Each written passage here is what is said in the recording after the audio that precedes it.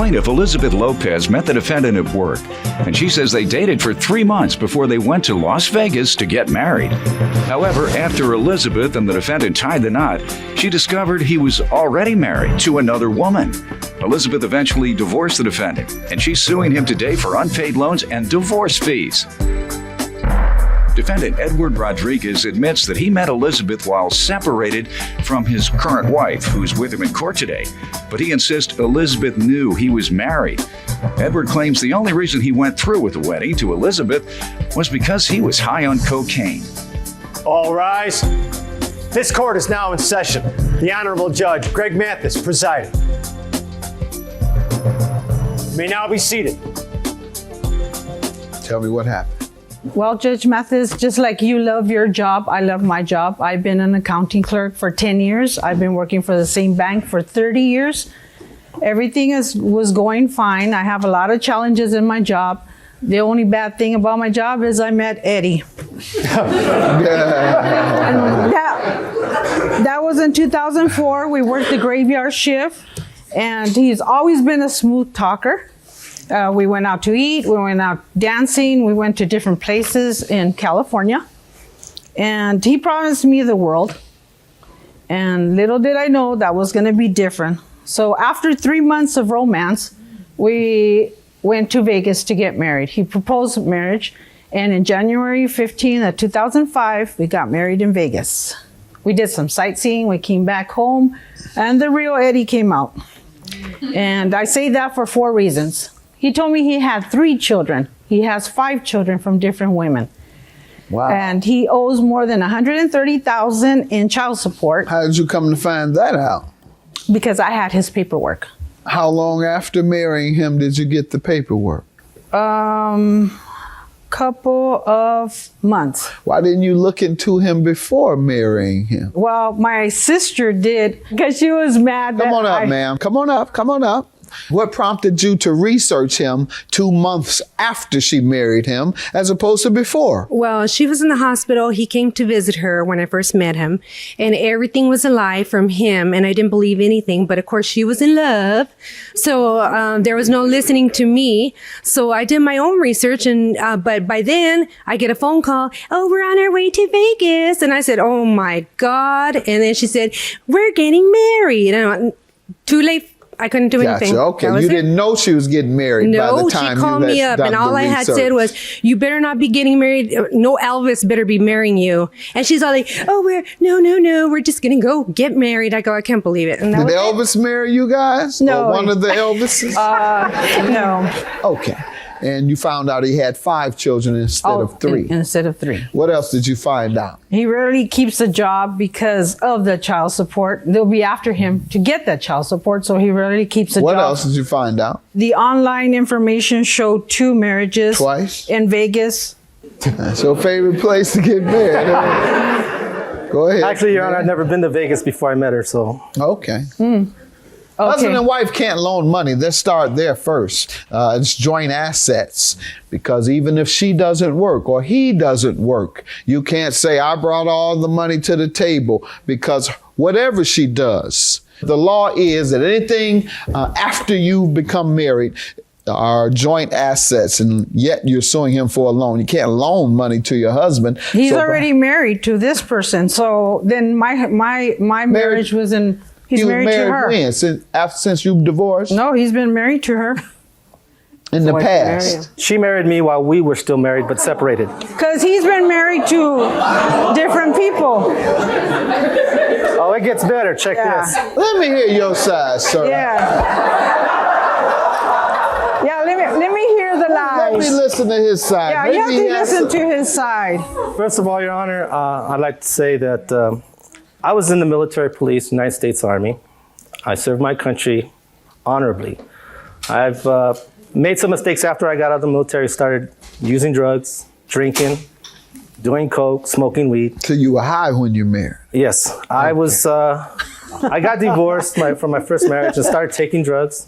I got depressed. I couldn't see my kids. I made a lot of bad choices, a lot of bad mistakes. I met Elizabeth in September of 2004 while we were both working for Wells Fargo. I was doing security work. And we got to talking. We reached out to each other and telling about our problems and our children, our lives. And at the time, I was having problems with my wife, yes. About 2 weeks later, after we started to get almost intimate, we were kissing, we were being affectionate to each other, I confessed to her that I was married, that I had 3 children, and originally it was 5, but 2 were adopted by another parent when the first mother remarried. Elizabeth knew that I was still married to Francis, even though we were separated, but wanted to go to Vegas just to say that we went to Vegas. I told her I'd never been there. I thought it'd be great. And she suggested, well, you know what people do in Vegas? They get married and this and that, and you're not going to go back to that woman and this and this and that. I went ahead with it because I was high. I'd been awake for 3 days when we left for Vegas. I mean, you know, I'm going to be honest. You know, I'm not here to blow smoke, Your Honor. Right. At the time, while I was doing everything, doing the drugs and the drinking, I figured, you know what? I can get away with it. I don't care. So when did you discover that you were married?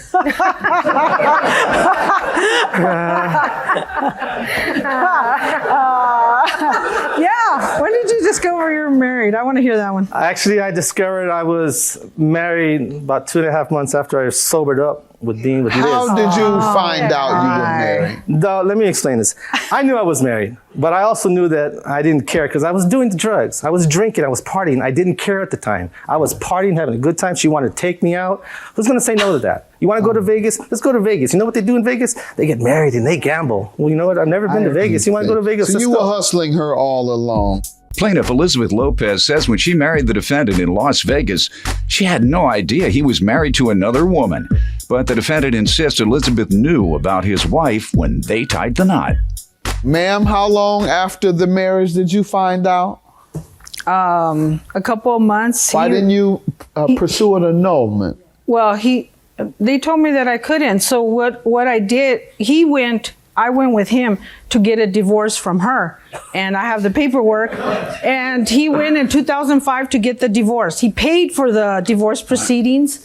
And then nothing was done about, I didn't know what happened to the divorce. He was in. Ma'am, you want to speak? Sure, why not? State your name. My name is Francis Rodriguez. I am his wife for 14 years. I've had this woman be a nightmare in my life. Your wife-in-law. You can call her,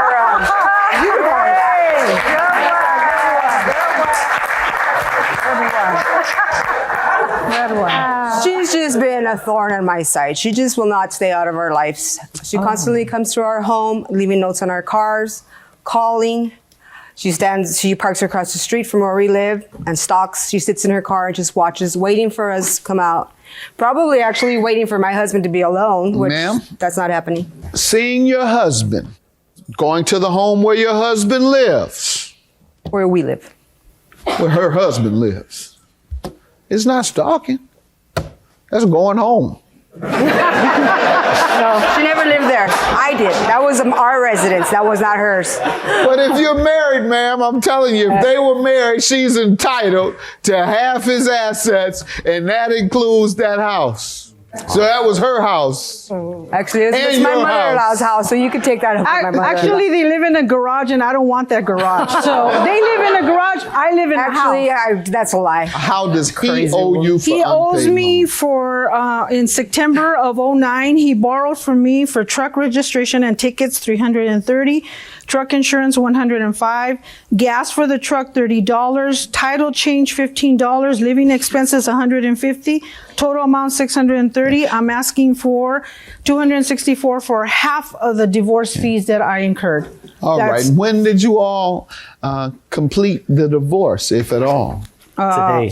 April. Yes. Yes, this month. This April? Yes. And these loans occurred prior to that? September 2009, he came into my life, and here's a promissory note that he signed that he was going to pay. Well, the marriage never occurred. It was voidable the day it occurred.